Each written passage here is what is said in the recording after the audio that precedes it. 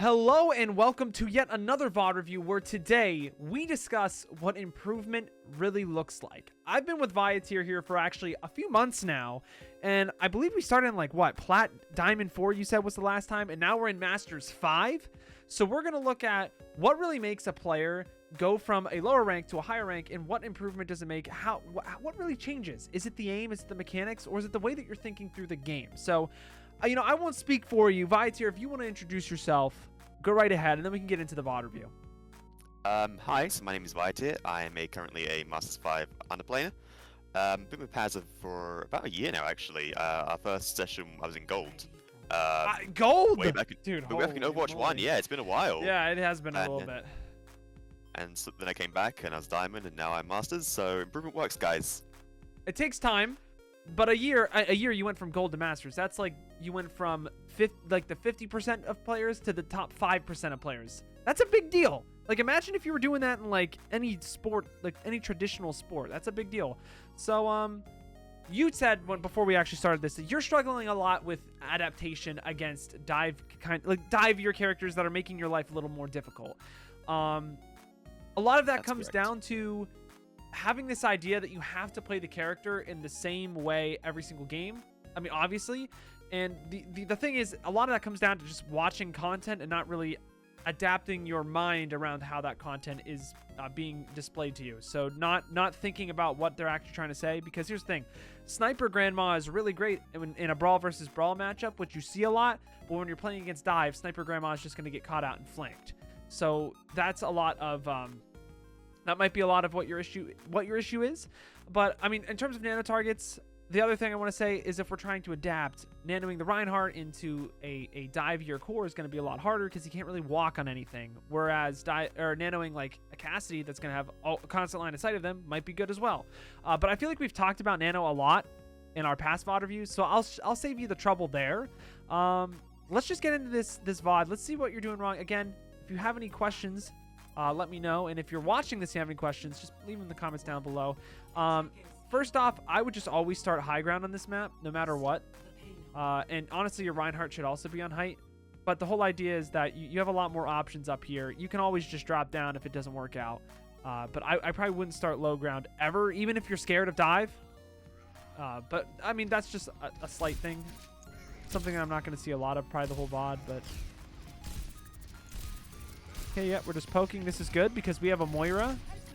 The only problem here is it's a lot easier to set yourself up for nades and damage if you're up here as opposed to down here. But I like that you're being more aggressive because you should be. And that's improvement right there. Because before we weren't doing this kind of stuff. Yeah, before we were very scared. Yes, now we're, again, a great nade there. We're being a lot more aggressive with our utility. I would argue you on a high ground, you can arguably be more aggressive than you are right now. Because you're kind of adopting this Sniper Grandma playstyle where you play very far away. But in reality, when you're playing against a dive and you have a Reinhardt, you're actually safer next to your Reinhardt. Because if they jump on you, then the Reinhardt's just going to swing on them and the whole team is ready to aid you. Whereas if you're playing all the way far in the back, if they can get to you, which they realistically can because they have mobility, you're just going to fall over and die a lot. You know? A lot of people tell you, oh, you have a sniper rifle, play in the back. But that's not the case ever, really. It's super situational. Now, if they had a Reinhardt, like a Junker Queen, playing far in the back as Sniper Grandma is fine. Like, that's good, because then they won't walk on you. But understand how the situation changes, and think about it a little bit here. So, yeah, playing super far back here, honestly, isn't really the play. Like, I got a Moira and a Reinhardt. I'm going to be looking to do a lot of damage. My Moira's going to do the healing for me, and I'm going to look for it in aggressive positions that my team can help me off of. So, okay, this is a little bit... That was a little bit of a... I don't want to say like a sketchy play, like something that you're only going to get away with in ladder, but I would say if you get a situation like this where they don't look at you and you can hit a nade, I would honestly go for another shot on Zen and maybe find a pick instead of being scared. I see what you're saying here where it's like you're scared of dive, you don't know how to play against it, but the mistake lies in the fact that you're scared of the dive comp. Like overall though, the improvement was made. Like you still are playing... You have more aggressive ideas that you're playing off of, which is really good. Like, this is how you actually make value and you create something for your team. But you have to go a step further here. But this is good. Like, this is what improvement should look like. I'm actually very pleased with this. You almost have nano. But again, still just being a little too scared of this Doomfist. And I mean, sure, you miss a shot, whatever, it happens. I would argue that you should still be pretty aggressive. A little bit of too aggressive of a nade, which I like that that's a problem now, but nothing crazy. Yeah, Right, I think we that have becomes a nano. problem later in the spot, particularly. Okay. Sort of when to save nade versus when to be aggressive with it against dive.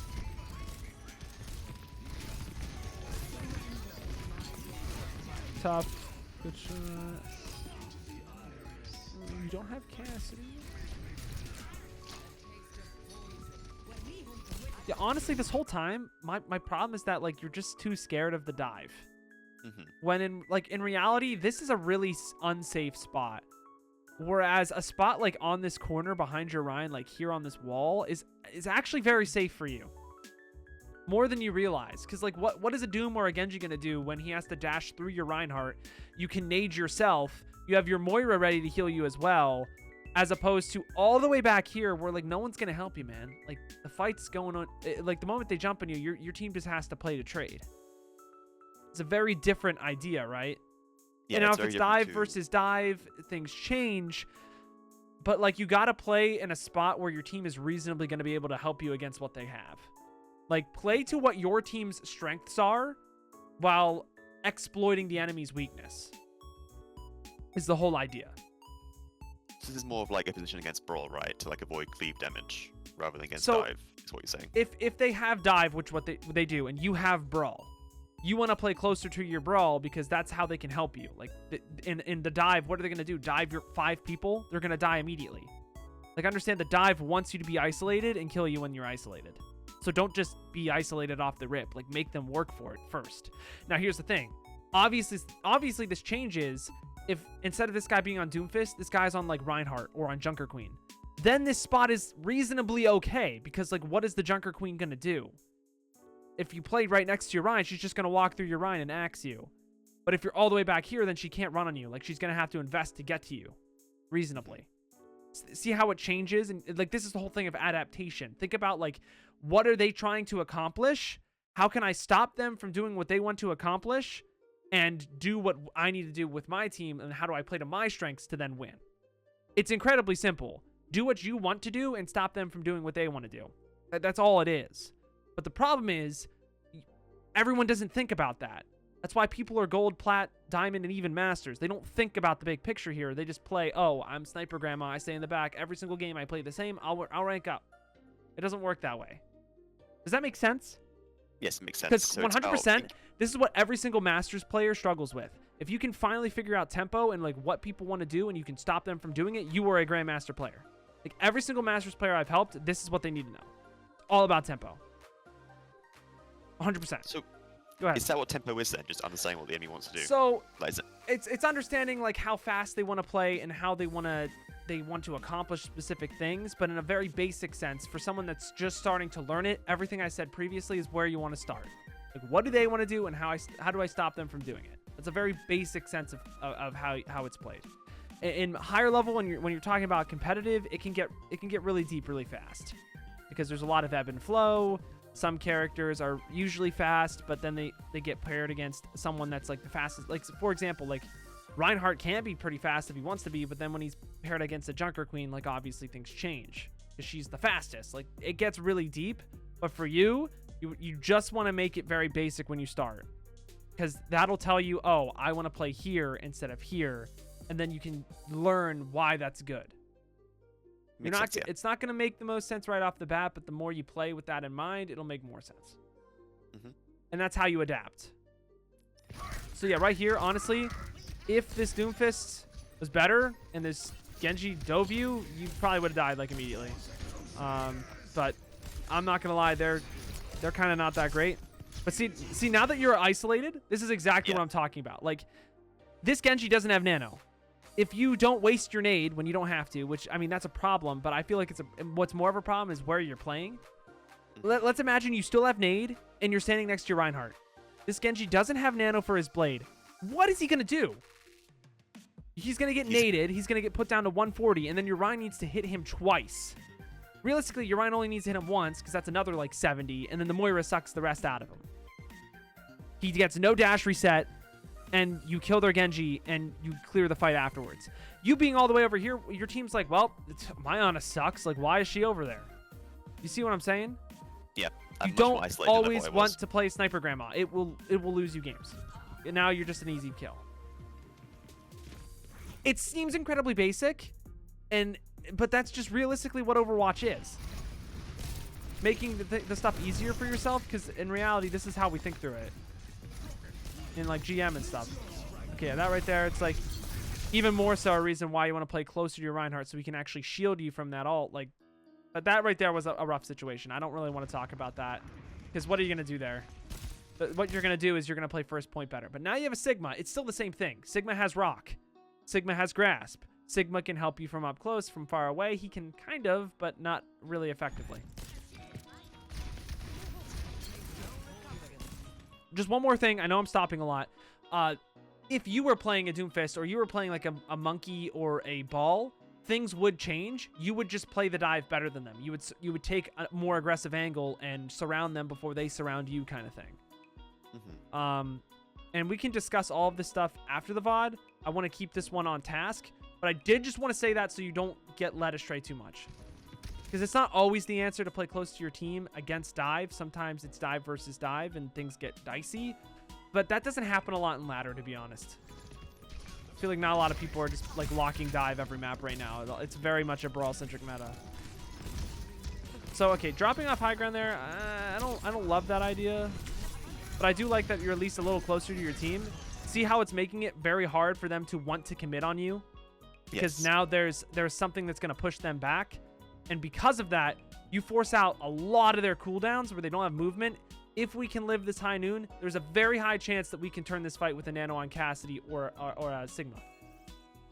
Because we are making them work a little bit. So see, now they're like, well, I want to push this guy, but I kind of can't. And look how, okay, so right there, honestly, you probably could have played that a lot better. Sure. Yes. But we can see how to push you, they have to really push through your team, and they die for that. If you played it better and you played on this corner a little harder, maybe you naded this instead of making yourself open. And also maybe if your team would have walked in instead of being a bunch of morons and walking backwards, honestly, you probably would have won this fight.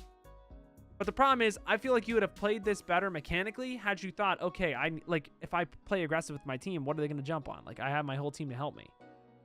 It's kind of the... Go ahead. So it's sort of about mindset here, because I guess my thought process in the minute was, my team's backing up, I want to try and rotate to be with them. So that's why I exposed myself rather than staying in the corner. Well, realistically, it's like your team should just walk forward when they don't have any movement cooldowns and you can just out-brawl them. That's a high-level concept. But here's the thing. If you can understand the tempo idea that I'm laying down to you, it will dictate how you use all of your cooldowns, how you position yourself, everything. It tells you everything.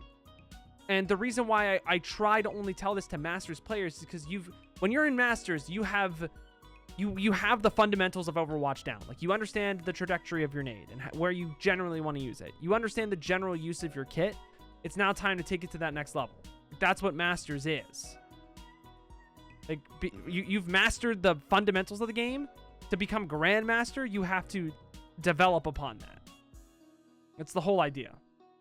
Because here's the thing, if you knew, oh, I want to play more aggressive here, or I want to play closer to my team, maybe we would have started back here. Maybe we wouldn't have dropped high ground. Off of that, maybe we would have played this wall a little harder, understood, okay, we can get this pick, and then we can walk back after that. We don't always have to just run away and be scared. Understanding that next step would have dictated how you used all of your cooldowns later. Until I see something that's consistent and it's a bad habit on your fundamentals, I'm not really going to comment on those.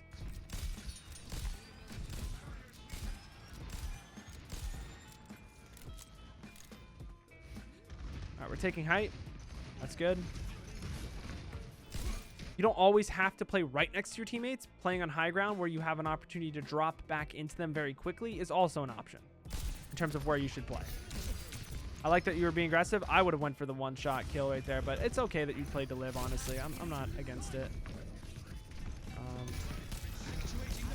That was risky, but at least you're back in your team. Good try. Honestly, I know. Yep, that's good. I know the sig there. Now, when he's fluxing, what would I do? I would probably just walk back in. Like, I would take the tempo that he's pressuring forward and help him to carry this fight now when we need to. I just feel like I don't want to say like, oh, just walk in and be more aggressive, lol. Because I feel like the problem for you is more just, I'm scared of dive. I don't understand that the way to play against it isn't being scared. Like, it's arguably being even more aggressive. It's just you don't have as wide of a window of opportunity to do that all the time. Does that make sense? Somewhat, yes. So, I guess what you're trying to say is about understanding when my teammates create opportunities for me to be more aggressive. That's part of it, yes. It's a spectrum, but go on. And sort of going for like the safe positioning isn't always the right call. Like in this instance. Here's the thing. Your idea of safe position is not safe position. No. Like being safe isn't being in the back ever. Well, okay, I shouldn't say ever. Like distance is not about how safe you are. Like how distanced you are, like it's not like you're more safe the farther away you are from the fight. That's not how it works. And a lot of players have that misconception. Like sometimes it's safer for you to be closer to the enemy because you can be more effective that way. You can kill faster than they can. Whereas if you play super far away, you're playing to what they want you to do. Like, do I want to play super far away and just hard scope a Widow? No, that's dangerous. Whereas if I'm right up in her face where she can't scope on me, understand like, wow, that's a lot safer for me. It doesn't make sense because, oh, I'm really close to them. Like, they can do a lot. Not necessarily. They can't really do a whole lot. When I'm all the way back here, what's the dive going to do? They're going to isolate me and kill me. When I'm this close to the dive, what are they going to do to me? I have a Sigma that has rock. That's nanoed. I have nade for myself to nade this whole team if something goes down. My Moira will usually be close here as well. My team can help me here, whereas over here, they can't really help me. I'm isolated. And maybe I'm not. This is more scare positioning rather than safe positioning. You're just scared, and the reason, and it's not good positioning at all. Like positioning is not about how far away you are from the fight or how safe you think you are. It's about how effective you can be. It's a very deep concept that I want to look at more examples until I just give you like this is the answer, because it's super situational. Positioning at a high level when you get to Masters, you just got to think deeper. And it's just got to, like, eventually it'll come naturally, but you got to think about the thought process that I'm laying down here. That's a great nade. See, like, that right there you wouldn't have done in gold. Now that you're in Masters, I expect that kind of stuff from you. But now, to get to Grandmaster, you got to get to that next level. That Genji wants to look for a Nano Blade and end the fight right then and there. Cool, we looked for the nade and stopped that. Problem is, the reason why we're probably going to lose this fight is just because we didn't push the aggression when we had the opportunity to. Good sleep. Okay, we killed the Doom. Now we can be a lot more aggressive as a result. Unlucky. I'm gonna be honest, the reason why you lost this fight was because your Sigma, you set up a great opportunity for your team. You played close to your Sig, made it hard for them to kill you, but the moment that you nanoed your Sig and he went in for the win, you didn't support him to win that fight right there. That's honestly what happened. That it still comes down to tempo. It's like, how do I help my team do what they want to do while stopping them from doing what they want to do? And you did the opposite of what you should do. You didn't help your team walk in and get the kills here when they wanted to do that. You didn't activate your team when they were ready to go. You opted to run away, which is actually playing into what the enemy wants you to do, because if they can live and they can find the Ana in an isolated position, which is over here alone, what happens? You let them do what they wanted to do, and you didn't do what you wanted to do, which is what your Sig wanted to do. Like, you understand what the Sig wants to do against dive. If he can get a pick, he's nanoed, and he's looking for a flux. Like, he's just trying to kill everything. Help him do that. Like, you're not going to die there. The Sigma will have rock for you as well. You will be fine. Help him do what needs to happen. Like, you know that needs to happen. You're just not thinking about it. You're just thinking, oh my god, I'm scared, run away. Ah! That's what everyone thinks. Yes. Thinking deeper, because you're at that level now, is what's going to help you. Because I know you know this stuff. It's just your mind is clouded with this idea that you need to play far away so they can't get to you. it's all about activating it in game, like bringing this knowledge and thinking back actively. While And playing if the you game. need something to look at my Zenyatta unranked to GM. I don't play Zenyatta in the back, especially in like these in ranked. Like I'm in it. If I have a brawl core with like a Moira, I'm not sitting far in the back. I'm utilizing what my team wants us to do. We want to win the fight fast because we're running Zen Lucio with a Junker Queen. You want me to sit in the back? No, I'm going to lose. I'm going to play with my Junker Queen Discord things, and the fight will be done in less than 10 seconds. I can guarantee you that. I will send you that on Ranked to GM because that is what you need to do. You need to not be scared. Okay, cool. Awesome. You got a pick. Honestly, this fight's already lost, though, so it kind of sucks that you're being aggressive now. But see, like that kind of stuff, if you do that every fight, you're just going to win. Obviously, that's a little bit of a niche situation because the dude was kind of feeding, but I do like how you're playing closer with your team, though. Like, you're in a very safe spot, and you can get a lot done here, as opposed to all the way back here where you can't really do anything, or like up here way too far forward where they're just going to force you out. So, honestly, this is good because you're playing next to your team. And wow, look how easy that was. Yeah. Honestly, you're hanging a little bit too far to the left, but I like that the ideas here where you're playing closer to your sig. The small mechanic stuff, you'll get better over time.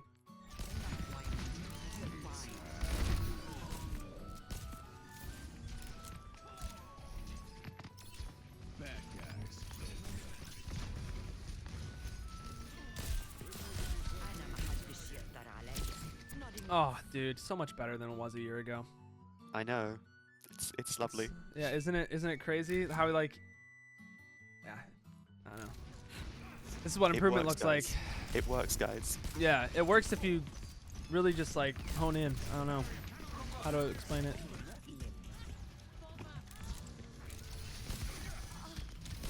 Oh, cool, I got punched, but like, what is he gonna do after that? I have a Moira, I have a Cassidy with his crazy new nade now, I have a Junker, like, you see what I'm saying? Nothing's gonna happen to you, you're fine.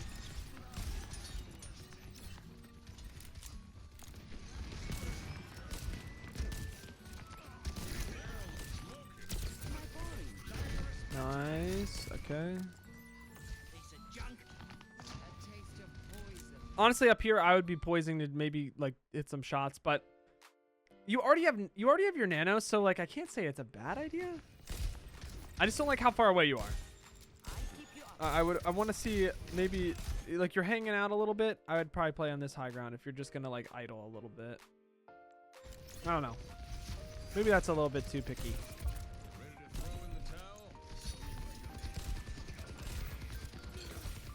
Honestly, I don't mind the idea. Like, anti-ing the Genji there 100% confirms the kill. You just missed it. Also, just hitting your shot would confirm it, but still, that's better idea than what it was a year ago.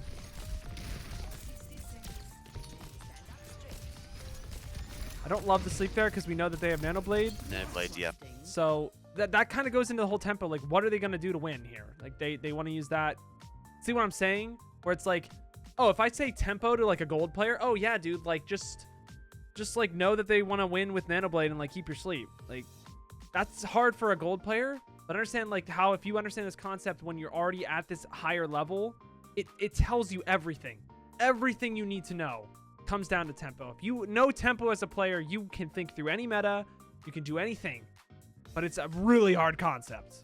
Like exceptionally hard.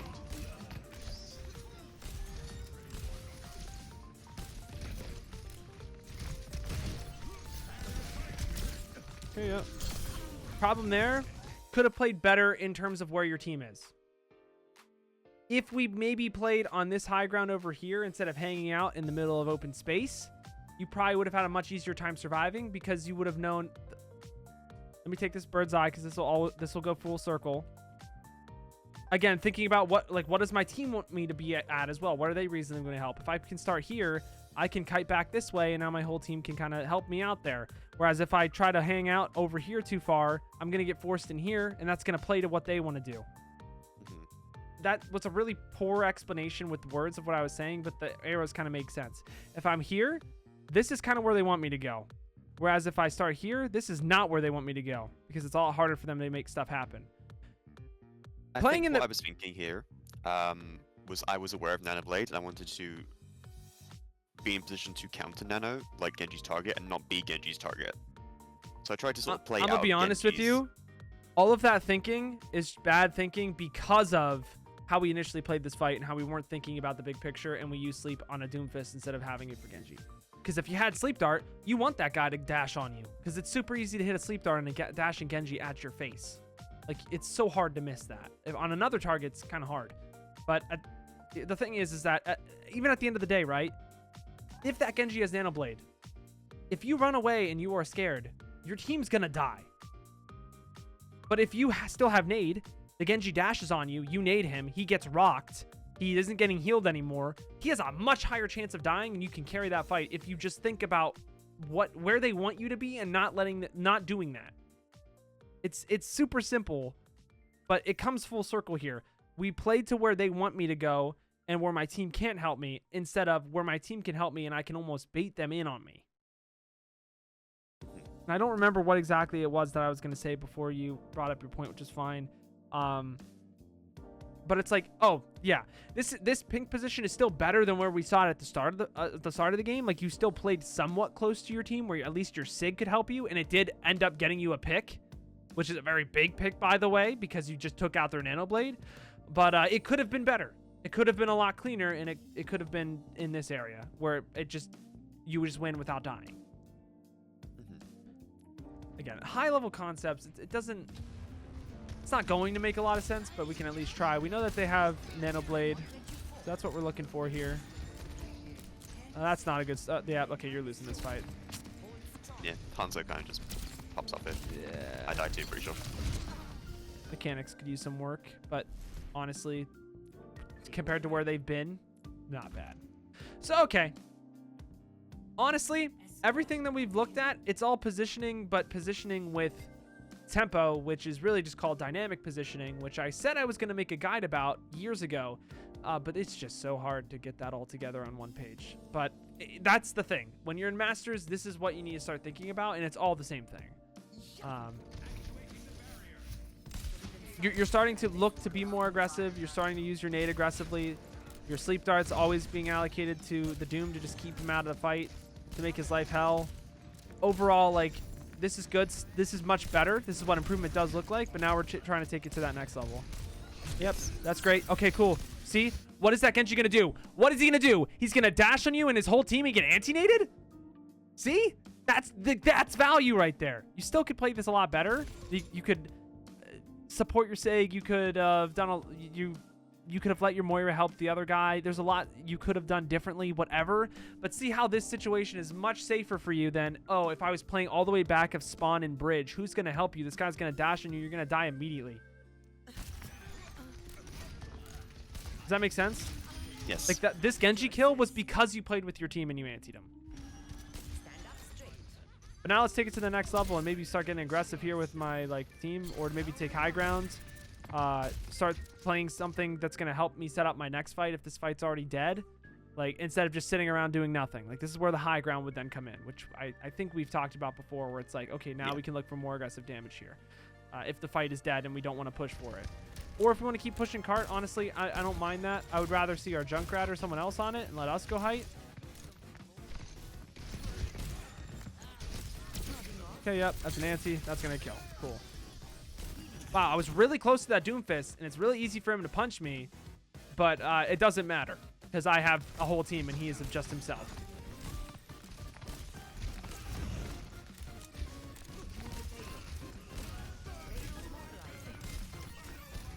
Okay, I don't like that nade just because she's already so low, but that's nitpicky. That's just small mechanics.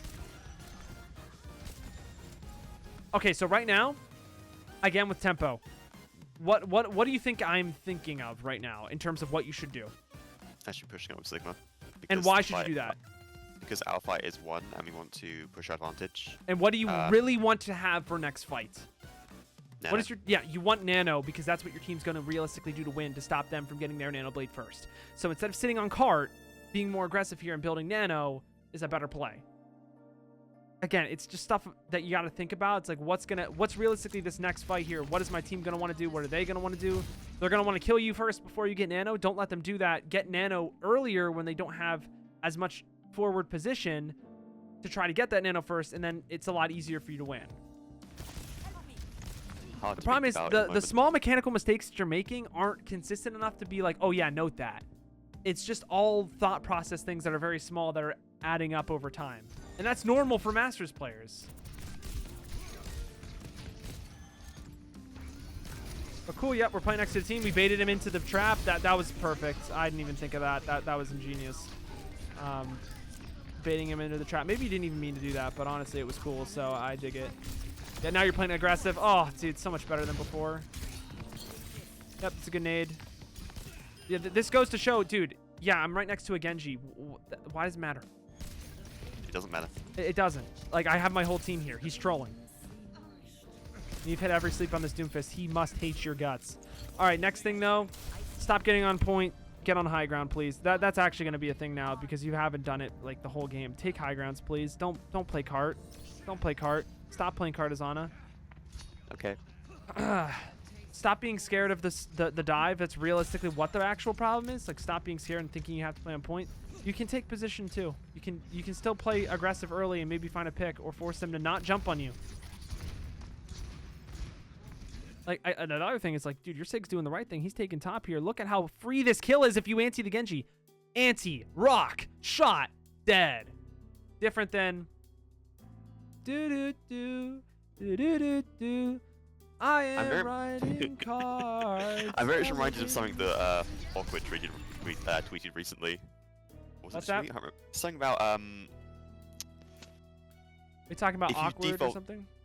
Yes. Yeah, awkward. If you sit on cart, you're beta, and you're just yes, asking exactly. to lose. That's what I Yeah, was okay. thinking Like, of now. dude, he says he's right. Like, here's the thing. Like, people call me Andrew Tate of Overwatch. 'Cause it's like the dude's right, but he just says it in really like in ways that he knows he's gonna get hate for because then he's gonna get more attention. Which honestly, dude, I respect Awkward's grind. Like, he's doing it right. He's doing it better than me. I wish I could. I wish I had that level of shameless integrity to just like do that shit.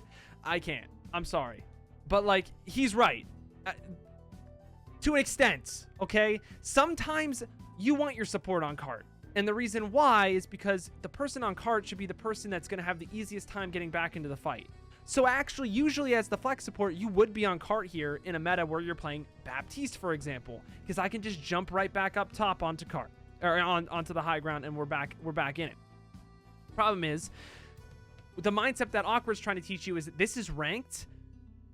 You got to do it all yourself, which I disagree with. You don't have to do it all yourself to climb. You can use your teammates and play it correctly. You'll lose some games, whatever. If you're reasonably skilled, whatever. I'll make a video on this. But the whole idea is, as Ana, you almost never want to be on cart because you're going to have a very hard time getting back into the fight. You want to be set up in a spot where you're going to hit a nade mid-fight or do damage mid-fight, right? And you're not going to do that when you're sitting on cart. It's going to be really hard for you to do that. It's a lot easier when you're up top here. You play to your strengths, and you make it harder for them to jump on you. If they jump on you and you drop off high ground, what did you do? You forced out their movement cooldowns, and now you can just play to brawl. Now you just won the game because you forced them to try to get to you, which they failed. And now you just get to rock Sig, you nano Sig, okay, cool, you win the game. That's how it is. You don't even have to necessarily do anything, but the high ground here for Ana is the right play because she's one of the hardest times getting back in the fight, and high ground for her is so beneficial. Who should be playing cart on your team? Honestly, dude, I don't even know. Your team's just weird, but I know it's not Ana. I think it's like maybe Junkrat or Hanzo. I'd say maybe Hanzo because he can like wall climb back up to the fight, but also Junkrat can too. So like realistically, what is it actually? I don't know. It's not your supports, that's for sure.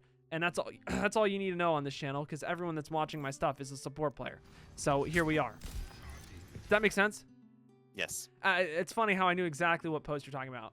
You're a little beta. You're a little beta bitch if you sit on cart. Which is true. You shouldn't be playing on cart if you're Ana. That's 100% true.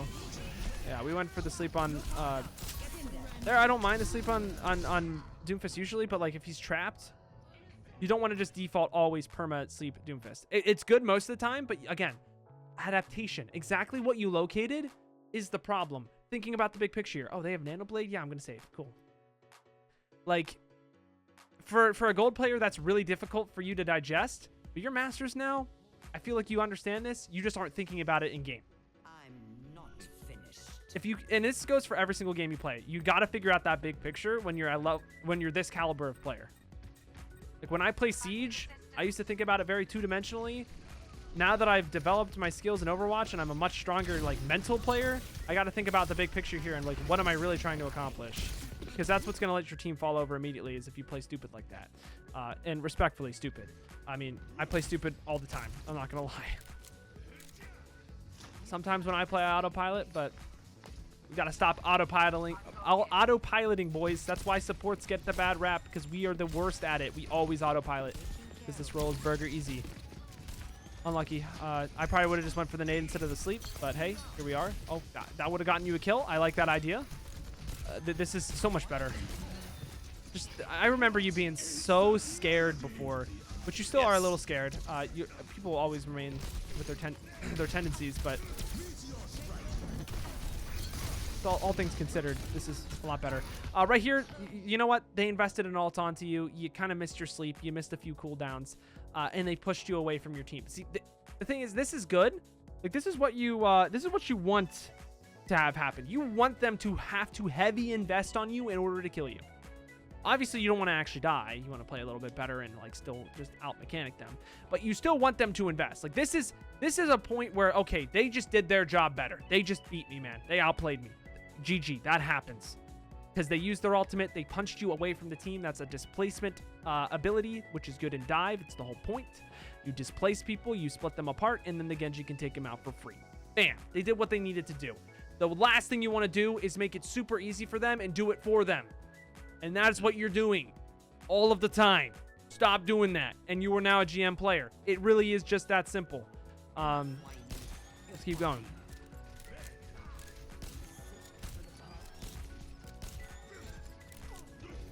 Try it. I want to take high ground here. I want to tell my team I want to take high ground here. If they don't, because it's EU and people don't listen, honestly, this rotation's fine. This rotation will still do the trick if you stay up here. Honestly, if no one's taking damage here, though, and your Junkrat's that deep, like, if he's posted up going hard and going fast in the tempo, you need to follow it. You need to not just sit around and do nothing because you're scared. You need to make something happen with it. And because we were too late, it's going to be a lot harder. So here's the thing. This is just you not playing fast enough. If your team's starting to posture forward, you need to posture forward. That's a great pick, though. At least you're being aggressive and you're not just looking to heal the whole time. The fundamentals are good. Right there, it's just, I don't know. It just looked like you were scared to be aggressive faster, which gave them more time to find a Nano Blade and kill your whole team. That's what this looks like. Like, in Masters, people have the fundamentals. They're going to take advantage of you if you let them just do what they always do.